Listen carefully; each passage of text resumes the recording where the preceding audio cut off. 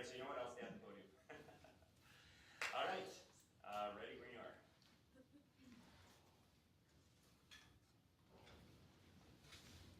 Yeah, go ahead. Welcome everyone. So today's lecture will be a primer on the non-coding genome. So basically, how do we go about understanding the function of non-coding variants? And in particular, I'd like to tell you. Okay, sorry. Trying to get the recording for this. There you go. Awesome. So what I'd like to tell you about is how do we use genetic variation in concordance with epigenomic and transcriptional data sets to try to understand the mechanistic basis of genetic variants and how they act on human disease. So a lot of MPG is focused on generating these kinds of plots and then using them to gain insight into the function of genetic variation. So here I'm showing you the result of a genome-wide association study, or a GWAS. So what you do is you do a chi-square statistical test for every genetic variant in the genome, and then you ask, for each one of these genetic variants, what is its association with a phenotype of interest? In this particular case, we're looking at obesity, or body mass index, a measure of obesity. And what you can see is that there's a large number of genetic loci that are above genome-wide significance, which is at 10 to the minus 8 over here. Reigning supreme among all of them is the FTO locus, which was discovered in 2007, but its mechanistic basis remained unknown for almost a decade thereafter, until our collaboration with Melina Clausencer actually dissected its function. So why do we need to worry about these regions? The reason is that they give us a mechanistic insight that something in there has something to do with disease. And therefore, we should be able to understand the disease mechanism, discover new target genes for therapeutic targeting, and ultimately enable personalized medicine. The challenge, however, is that when you look within these regions, you find that the vast majority of these loci are devoid of any protein-altering variants. In 93% of cases, you look under the hood, and none of these genetic variants is in fact perturbing a protein. So that means that we're a little bit at a loss as to what is the target gene, which one of these genetic variants that are co-inherited in these loci is the causal one, and what cell type do they act in? We can't just look at the expression of the target gene and say that's where it's expressed.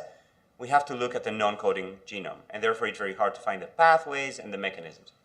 In this particular case with FTO, you basically have 89 common variants sitting in the first exon of the FTO gene, none of which is perturbing the gene directly. So even though a lot of work was focused on understanding the function of the FTO gene, it turns out that the true targets are sitting 600,000 nucleotides away and 1.2 million nucleotides away. At this resolution, it's the building next door. So it's really, really complicated to understand these functions. But luckily, we don't just have genetics and disease. We have many, many additional data sets that can help bridge that gap. And the one that I'm going to be focusing on today is the epigenome. So what is the epigenome? The epigenome is the collection of DNA accessibility patterns, DNA methylation patterns, and histomodification patterns that modulate the genetic information and tell the cell what to turn on in whatever cell type it is.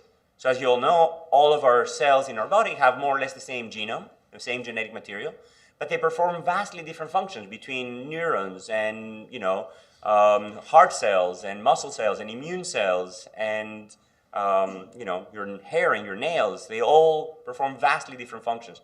And that's because the epigenome is modulating that genomic information and using different parts for different cells. But the epigenome can also give us insights not just on how genetic variation acts in every cell type, but also how genetic variation varies from person to person. So we can also tell us how the phenotype is in fact affecting the molecular processes of the cell. Because the epigenome is governed not just by your genetic makeup, but also by your environment. The epigenome also helps integrate all kinds of additional information about your own biology, like your age, your sex, other societal factors, socioeconomic status, and so on and so forth, are in fact influencing the epigenome. And the epigenome itself is influencing a lot of other processes, such as gene transcription or, splicing or microRNAs or lincRNAs. And it is interacting with a lot of other behavioral factors and microbiome and, immune history of infections and so on and so forth. So I like to think of the epigenome as the great integrator because it sits in a very sweet spot between genetic variation and disease, and it tells us about all kinds of additional processes. So what the talk will focus about today is different steps of utilizing this epigenome to understand disease mechanism. First, how do we even map and characterize the circuitry of the non-coding genome? How do we then identify disease-relevant tissues, variants, and regulators for specific traits? How do we combine genetic, epigenetic, and transcriptional variation in the context of disease? How do we integrate information across multiple phenotypes using rich medical records in the context of genetic information and molecular information? How do we then use that information to dissect the function of regulatory regions at the single cell level? So we're going to see how we can use single cell RNA-seq and single cell attack-seq and other methods to start understanding the cell type specific functions within complex tissues. And then we're going to go back to that first slide and see how we can combine all of that information to uncover the function of individual genetic loci. And lastly, how do we scale that up in terms of throughput to test millions of elements in a single experiment? So first of all, how do we map the epigenome? As I mentioned earlier, the epigenome varies greatly from tissue to tissue. So what you need is a map of the human epigenome across many tissues and cell types. And this is exactly what the NIH has been focused on and many other organizations. So we were part of the ENCODE project, the Roadmap Epigenomics project, that basically sought to now systematically map the human epigenome across many different tissues. And in each of these adult, embryonic, and iPS-derived and primary cells, we basically mapped multiple histone modification patterns, multiple ways of measuring accessibility and DNA methylation, as well as what we like to think of as the output, perhaps, of the epigenome, which is RNA expression. And this is what these modifications look like. If you look at DNA accessibility, it basically tells you where the nucleosomes are positioned, and therefore what regions will be accessible to different transcriptional regulators to bind. DNA methylation is usually associated with repression of non-coding regions, and it is acting directly on the DNA to inhibit the binding of particular regulators. For histone modifications, these are by far the most complex. So as you know, DNA is wrapped twice around each nucleosome. Every nucleosome consists of 8 different histone proteins, and every one of these histone proteins has a long amino acid tail. And these long amino acid tails can basically undergo more than 100 different types of post-translational modifications. For example, 3-methyl groups on the 4th residue, which happens to be a lysine for histone H3, or H3K4 trimethylation, is a mark associated with promoter regions. This is a mark associated with enhancer regions, with transcribe regions, repressed regions, repetitive regions, heterochromatic regions, and so on and so forth. And we have basically developed an arsenal of techniques for combining these individual epigenomic marks, for mapping them, and then for combining them to infer the function, quote unquote, of the epigenome, or if you wish, the activity signatures of the epigenome. And we've defined these activity signatures for enhancers, promoters, transcribe regions, repressed regions, and so forth. So we've written computational programs like ChromeHMM to basically automatically learn the language of the epigenome by inferring what are the most frequent combinations, the most relevant combinations of these marks, learning both the combinations and where they occur across the genome, and then annotating them with different classes of functions. So what that allows us to do is now go from these very many different tracks of individual marks to a single summary track that basically is much more directly interpretable.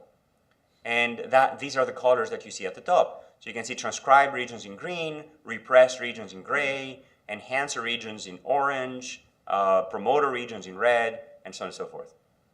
The advantage of doing this type of summarization is that you can now look at a single summary track for each cell type and tissue, and then observe how these tracks are changing from cell type to cell type and from tissue to tissue. You can see here in IMR90 lung fibroblasts, this gene PAX5 is repressed, as we saw in the previous slide. None of these activating marks are there, and in fact you see this H3K27 trimethylation mark, which is associated with polycomb repression. And you see the same thing in most of the other cell types. This gene appears to be off all the time. But what's really great with this dynamic view of the epigenome is that you can see that in a subset of cell types and tissues, it turns on. And that's kind of exciting. So if I have genetic variants associated with each gene, I know what cell type to look in. The other thing it allows you to do is look at how dynamic are these different classes of marks. So promoter regions in red are much more stable across cell types. Even when the gene is not transcribed, you can see that the promoter region is like ready to go. Enhancer regions, by contrast, are much more cell type specific. You can see that they only turn on in a subset of the cell types.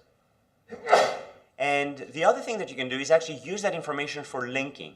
So if I have a non-coding variant here, I can say, well, number one, where does this non-coding variant turn on? Where does the corresponding region appear to be active? And number two, what are the genes that correlate in its activity? And what you can see here is that this gene, PAX5, is in fact correlated with the activity here. So if I'm trying to understand the function of genetic variants in this region, I shouldn't be looking just at the nearby genes. I should also be looking far, far away. Everybody with me so far? So that's one way of linking genetic variants to their target genes. As I mentioned in the case of the FTO locus, the true target gene is actually 1 million nucleotides away. So you can actually use these correlation patterns to find the true target gene or genes. You can also use high-C information. This is information about chromatin conformation capture measured genome-wide. And in fact, here I'm showing you the same locus, the FTO locus, where the genetic variant associated with obesity is sitting here.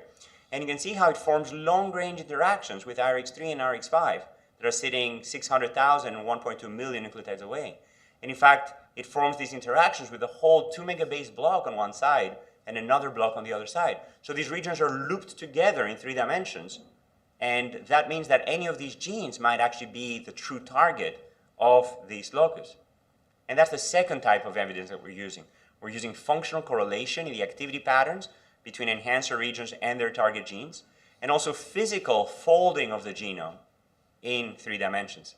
The third type of information actually comes from genetics itself.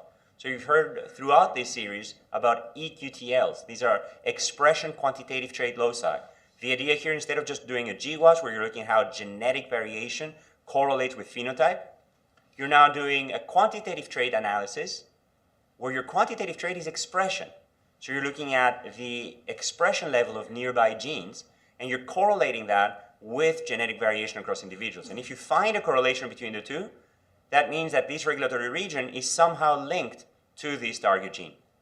And this is the third type of link information, genetic linking. Everybody with me so far? That's all for going downstream. I have a genetic variant. I want to figure out what does it target. What about upstream? Who are the regulators that control this genetic variant? To do that, what we can do is in fact cluster these enhancer regions based on their activity patterns, and then look within clusters of coordinated activity for common regulatory motifs that are enriched within these clusters.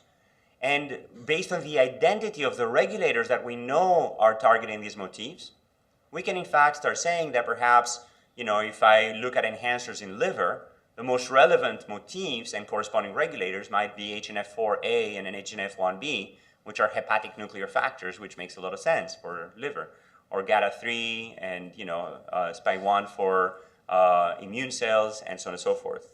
So that allows us to now start predicting who are the upstream regulators controlling these variants.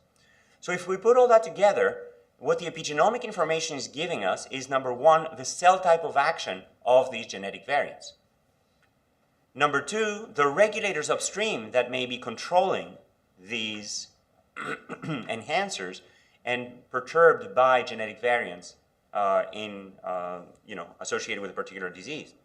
And number three, the target genes based on expression correlation, physical proximity, and EQTL information. Everybody with me so far?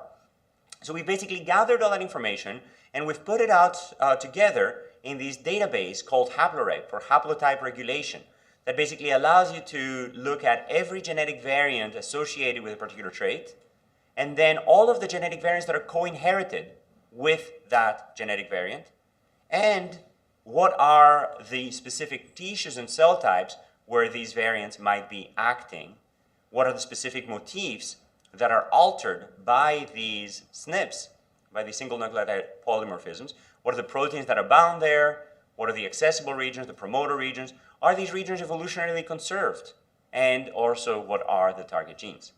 So we've built this for many resources, including the Roadmap Epigenomics project. Right now, we're updating this database to also include more than 100 different cell types that have been recently profiled by the ENCODE project. So if you look, however, at the dimensionality of how are these cell types covered, these are the numbers of assays and these are the different cell types, you can see that this matrix is quite sparse. And we'd like to have rich epigenomic information for all of them. So we've developed techniques for imputing the missing data by exploiting the correlation structure of these data sets, both within a cell type, how different marks relate with each other, and across cell types, how related are different cell types to each other. And together, we're able to now start imputing epigenomic information and inferring both enhancer regions and promoter regions across hundreds of cell types. So stay tuned, this is coming to Haploreg soon. Given all this information, we'd like to now start focusing on GWAS. I basically told you how we can do that at the global level. Let's now go into specific traits and see what does the data tell us about these traits. So what does GWAS give us? It basically gives us regions of the genome in a completely unbiased and agnostic way, regions of the genome that are associated with traits and specific nucleotides within these regions that are driving these associations. But what's really cool is that if you look across different traits, these regions are in fact changing. There's a different set of genomic regions associated with height, with type 1 diabetes, blood pressure, cholesterol, and so on and so forth. And therefore, we can now start using these traits relative to each other to ask what are the epigenomic annotations that are the most enriched in each of these traits. So we're going to start overlaying epigenomic annotations of enhancer regions that are active in stem cells, enhancer regions active in immune cells, in heart, in liver. And then we're going to say, are they enriched in specific traits? And what we find is in fact this kind of diagonal that basically says genetic variants associated with height appear to act in stem cells because they are enriched in enhancers active in stem cells. Type 1 diabetes in immune cells, blood pressure in heart, cholesterol in liver, and so on and so forth. So it gives us an insight as to the cell types and tissues where the particular traits may be active. Who's with me on this one? Awesome. And of course, this is a tiny little subset of a huge matrix, which you can see here, of 58 different traits and more than 100 different cell types, where you can see here that indeed genetic variants associated with height do not enrich anywhere but embryonic stem cells. Immune traits, T cells and B cells. Blood pressure, only heart, the left ventricle of the heart specifically. Cholesterol, specifically liver. Fasting glucose-related traits, very, very specific enrichment for pancreatic islets, completely consistent with the type 2 diabetes biology. Inflammatory bowel disease, you see this broad enrichment for immune cells, given the inflammatory processes, and also for digestive tissues, which again makes a lot of sense. If you look at Alzheimer's disease, what you would expect to see is an enrichment in brain, because of course that is the tissue that is affected. But we don't see that. And the reason for that, which we're going to come back to when we talk about single cell, is that the brain samples that we have are bulk tissue rather than specific cell types within the tissue. And if you look at bulk brain, more than 60% of cells are in fact neurons, excitatory inhibitory neurons. Another big chunk is astrocytes and oligodendrocytes, and the microglia are only a tiny little subset. These are CD14 monocytes, similar to the macrophages that are circulating in your blood, but they're sitting, specifically within your brain. And indeed, when we look at where is the strongest enrichment for Alzheimer's disease, we find CD14 plus monocytes, suggesting in fact that the microglia may be the first root cause of Alzheimer's. That's where the genetic variants appear to be acting prior to any other changes. To look at that more directly, we collaborated with Li Hui Tsai from the Picard Institute to look at the epigenomic changes that are happening in the brain of a mouse. Mice are much more generous with their brains than humans figure, and therefore we can look at early progression of Alzheimer's and also late progression of Alzheimer's. And what we found indeed is that there is an activation of immune processes and a repression of neuronal processes during the progression of Alzheimer's. But the immune changes are happening early on, and the neuronal changes are only happening later on, again suggesting that inflammation in these immune processes are in fact the causal component of Alzheimer's before the neurons are even affected. So we developed a series of computational methods to now start integrating epigenomic information and genetic information and linkage disequilibrium of the co-inheritance patterns of these genetic variants systematically in order to predict what are the relevant epigenomic annotations. So for Crohn's disease, the system automatically predicts immune processes as the most relevant annotation. For schizophrenia, it predicts central nervous system epigenomic annotations as the relevant annotation. And then using these as empirical priors, it now goes back in every locus and it says, among all of these gray points which are associated from GWAS, I'm going to prioritize only the red points, which are the ones that have both genetic evidence and epigenomic evidence consistent with this genome-wide empirical prior. Everybody with me so far? And then we can actually ask, are these gray points and these red points showing similar enrichments for evolutionary conservation or for EQTLs and digital genome footprints, high-resolution accessibility inferences? And the answer is that these red points that are prioritized by the system are much, much more highly enriched for these independent sources of information, giving us a hint that perhaps we are indeed prioritizing functional loci. But instead of just prioritizing SNPs and genes within specific loci, what we'd like to also do is prioritize entirely new loci. If you look at genome-wide association plots,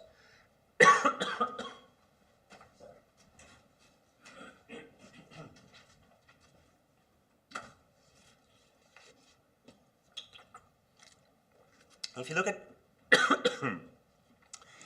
genome-wide association plots, what you see is, which we call Manhattan plots, what you see is these very tall skyscrapers that are sort of standing out over the New York skyline. And then you also see these very tall, 80-story buildings, which are taller than the 40-story buildings, but not as tall as the skyscrapers. The question is there anything useful there? And the answer is, well, it kind of depends on your cohort size. The larger the cohort, the more likely you are to recognize whether these are real or not. But what if we use the epigenomic information to actually prioritize these sub-threshold variants in this twilight zone between 10 to the minus 4 and 10 to the minus 8? And the answer is that you can in fact train a machine learning model using the skyscrapers to recognize epigenomic annotations associated with disease and then turn around and apply it in this twilight zone and prioritize new loci that are now predicted to be causal drivers by combining the genetic information and the epigenomic information. So are these real? A lot of people laughed at us when we basically said, hey, can you validate this thing that's 1,000 times less likely than the genome-wide significant ones? Oh, yes, we know, you haven't even validated those yet, but humor us. And they did. And what we found in collaboration with David Milan over at MGH is that if you go in zebrafish and you perturb these loci that are not genome-wide significant, but are predicted using this combination of genetic variation and epigenomic variation that are predicted to change heart repolarization duration, and you change those target genes, indeed you find that the heart repolarization duration changes in zebrafish. And if you look at mouse phenotypes, when you knock down these genes or you knock out these genes, you find indeed that they lead to cardiac conduction and contractility phenotypes. And if you look at human, not just QT interval, but QRS interval, a different trait which is related, you indeed find that these loci are much more likely to be associated with that than other loci at the same twilight zone, but outside enhancers. So that suggests that even before the cohorts become large enough to capture these lower association loci, we may be able to find actionable target genes. Because when you go in and change these therapeutically, you indeed see a phenotypic change. Once you see that, you don't need GWAS anymore. You now know that you have a possible therapeutic target that is supported both by genetics and epigenomics. So everything I've told you so far has relied only on genetic variation across individuals. And we've used reference epigenomes as if everybody in this room had exactly the same epigenome for every one of their cell types. The answer is, of course, much more complex. So what we'd like to do is not only use reference epigenomes, but also start observing how the epigenome itself is changing from person to person, and start painting a much more rich path between genetic variation and disease. What tissue is it acting in? Whether it's changing, a particular genetic variant is changing enhancer activity. What are the genes affected? What are the intermediate phenotypes, and so on and so forth. And of course, I'm drawing this as a one-directional arrow going all the way to disease.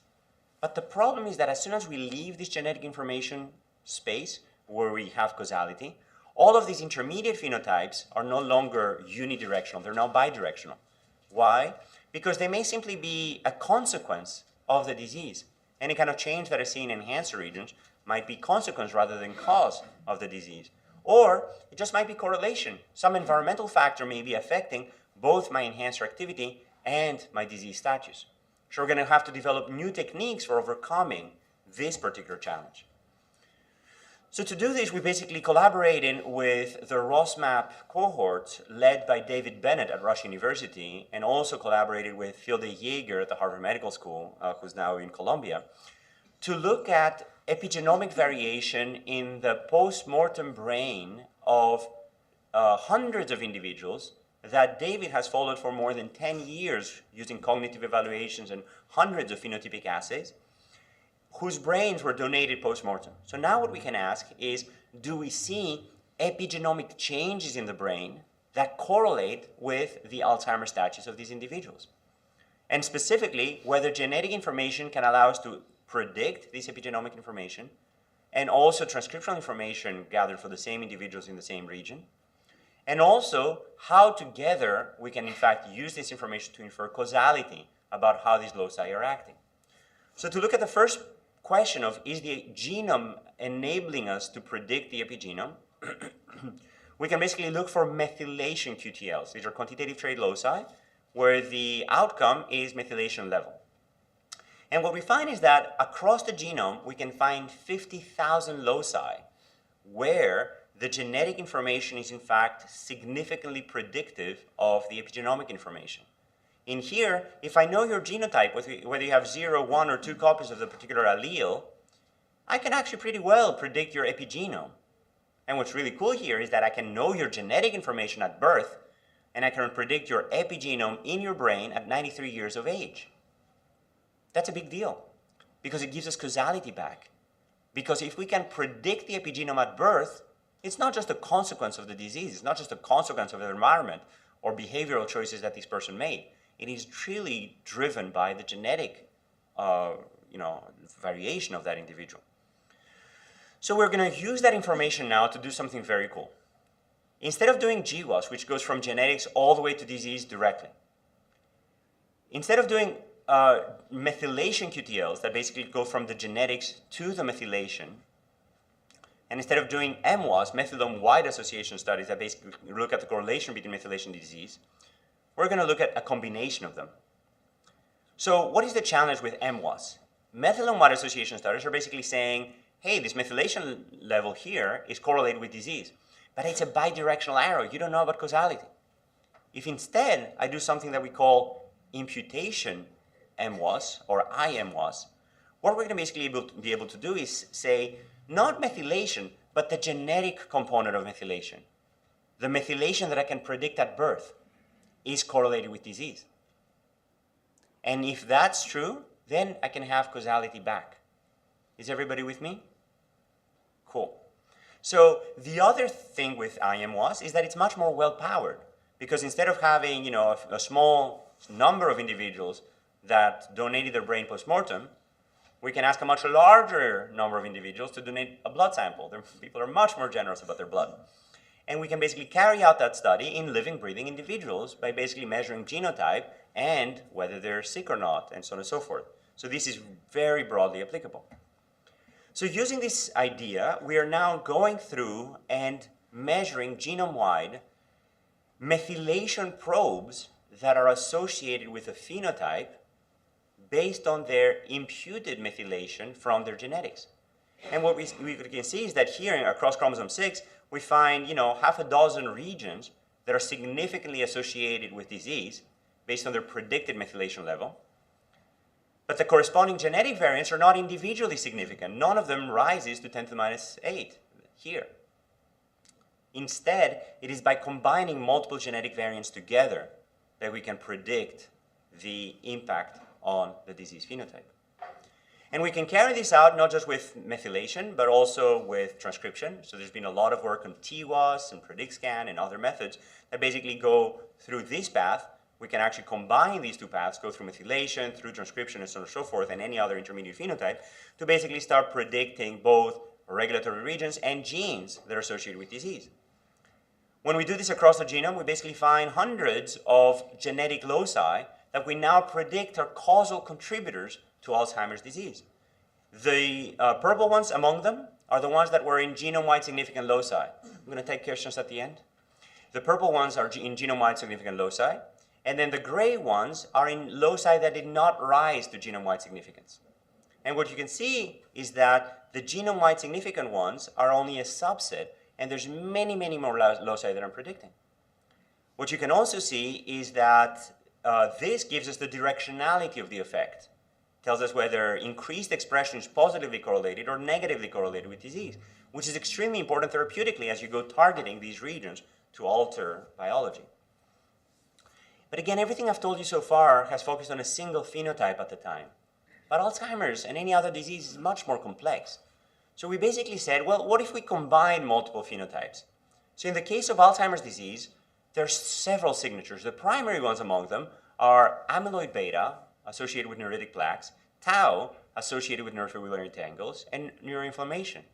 So we basically said, given the rich phenotypic information for our cohort, can we now start associating individual subphenotypes of Alzheimer's disease with the differential methylation regions of different regions of the genome? And what that led to is the partitioning of the genome, of the epigenome, if you wish, into subsets that are associated with specific combinations of these phenotypes. And these different subsets were enriched with promoter regions and enhancer regions active in very different types of cells. So that basically suggests that coordinately in those individuals, there are many processes together acting on Alzheimer's disease and different facets of Alzheimer's disease. And if you look at the gene enrichments associated with these clusters, again, you see a very rich picture, which basically, again, suggests that we should not be thinking of disease as a monolithic entity, but instead understanding the multiple phenotypes associated with this person. So building on this idea, Yue Li in the group has basically started expanding on electronic health records interpretation, looking at multiple phenotypes together and their co-occurrence patterns to then understand meta-phenotypes or combinations of these phenotypes and how they're associated with disease. Specifically, he's looking at lab tests and ICD-9 codes and prescriptions and DRG codes and doctor notes simultaneously using this hierarchical model that allows him to learn the alphabet, the encyclopedia of terms within each data type, and also how these relate across multiple data types. So that allows him to now start clustering individuals into specific modules of phenotypes, so phenotypic meta-phenotype groups, if you wish, and the data type associated with each of those. And you can see here that these actually span across the many different data modalities of the electronic health record. And the other thing that you can do using this approach is start imputing this information systematically. Because you have a sparse clinical record, when somebody will put one ICD-9 code, they're not going to go and check off every single one of them that also applies. They just want to bill you, so they're just going to check one of them. The doctors might simply, scribble something else, which is actually related, but not always in concordance with this ICD-9 code. And in fact, using all of that information jointly, we can actually start imputing the electronic health records of these individuals and even correcting them, saying, hey, we think that this was incorrectly labeled. Because these phenotypic groups are incredibly strong when you look at all of the information together. And now, how do we relate that to the underlying molecular function? The answer here is, again, very similar to what PredictScan does, of using genetic variants together with the phenotypic clusters to now ask, what is the imputed expression pattern for those individuals based on the genetics of these people look like in specific tissues? So we looked at the Genotype Tissue Expression Project, the GTEx project, which has measured expression levels across up to 1,000 individuals, across up to 40 tissues per individual. And then we're able to say, can I impute the expression pattern of each of those tissues and see how our phenotypic clusters in fact correlate with these tissues?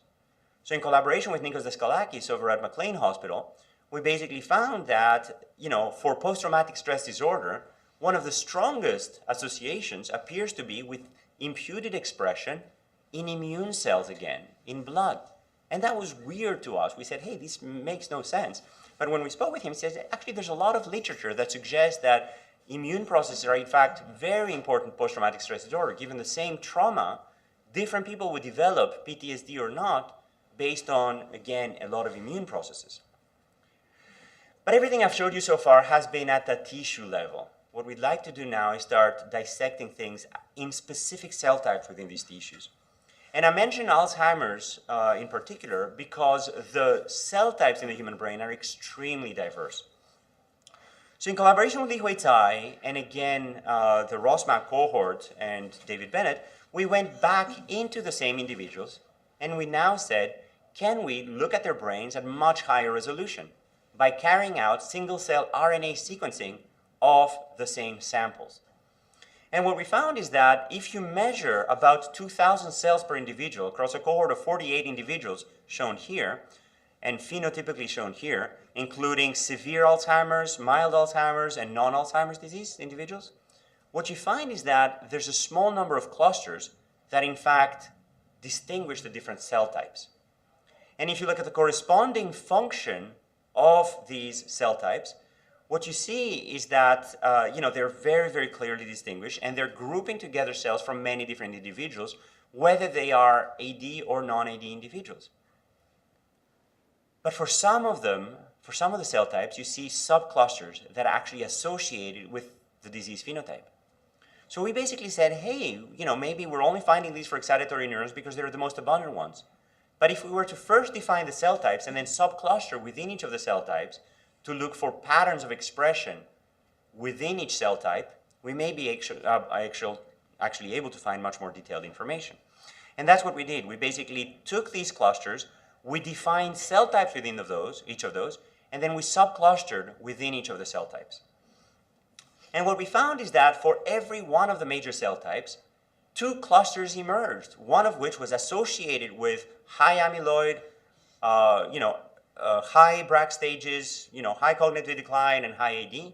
The other one associated with low disease signatures, suggesting that within each of the major cell types, you basically have a group of cells whose global expression patterns are in fact changing in concordance with the disease phenotypes.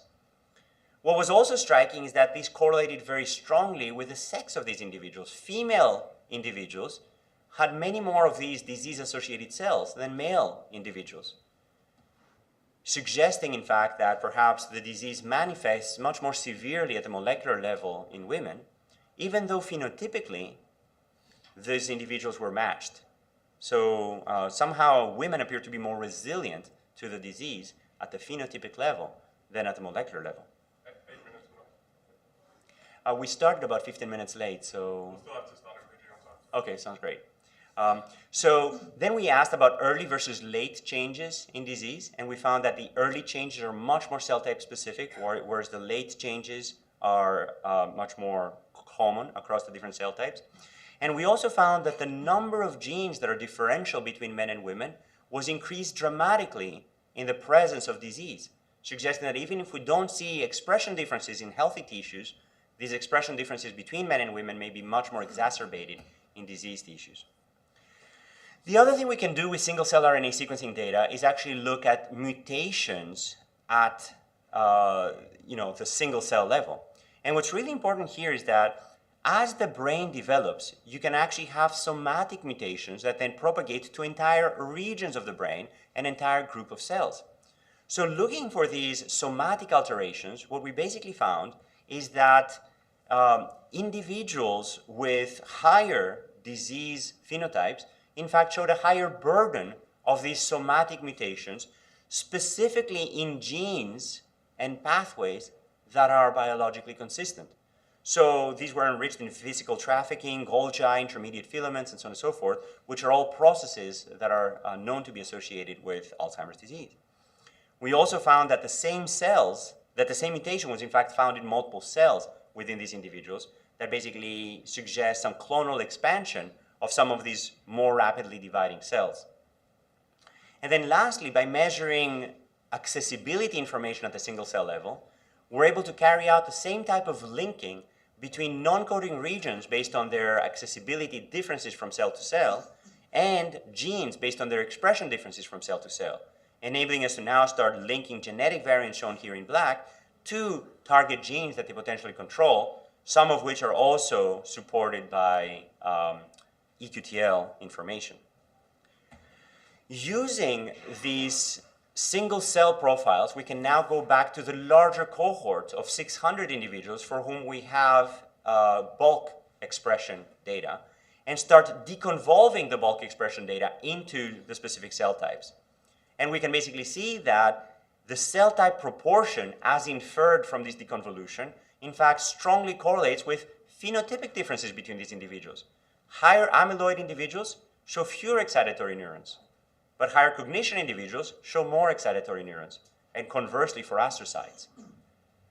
We can also start asking how these correlate not only with disease status, but with also age. And you can see the number of neurons is in fact dramatically decreasing as individuals age, and astrocytes are in fact increasing.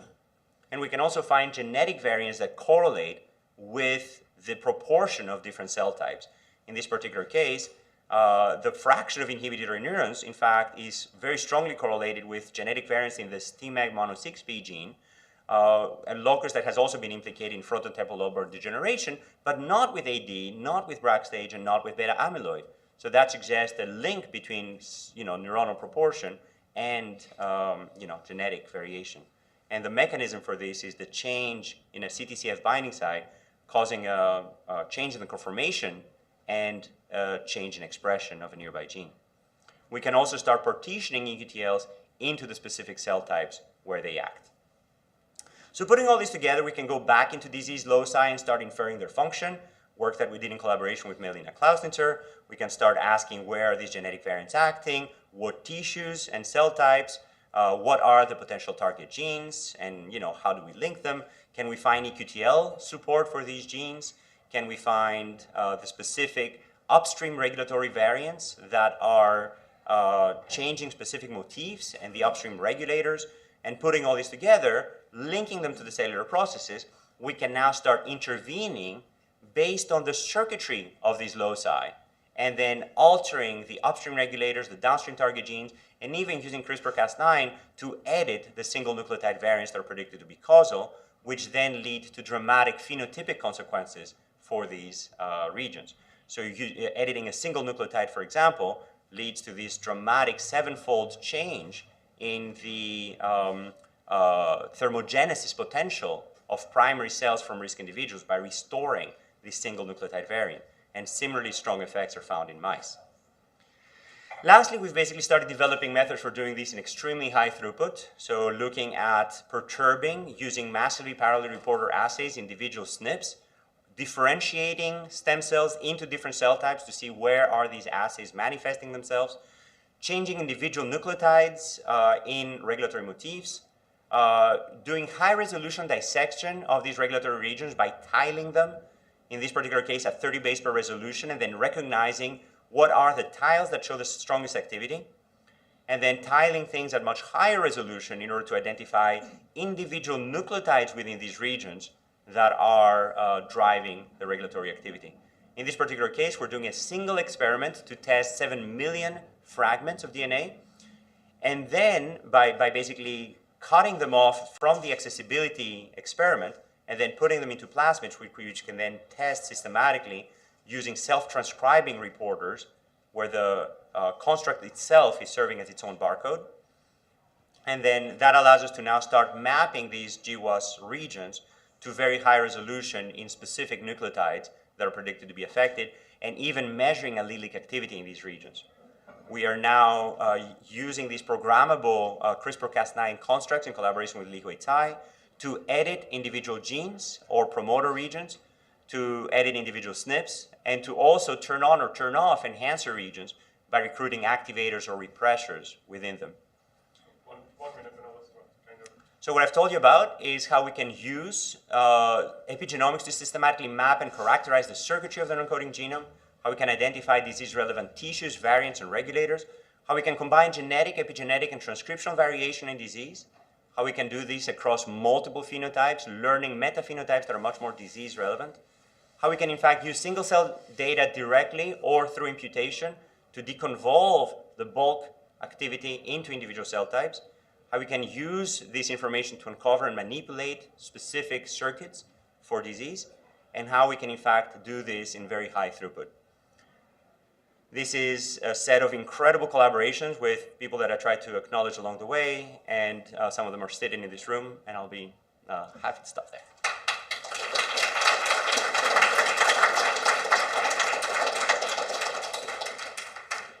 Thanks, Manolis. Sorry about the timing. Well,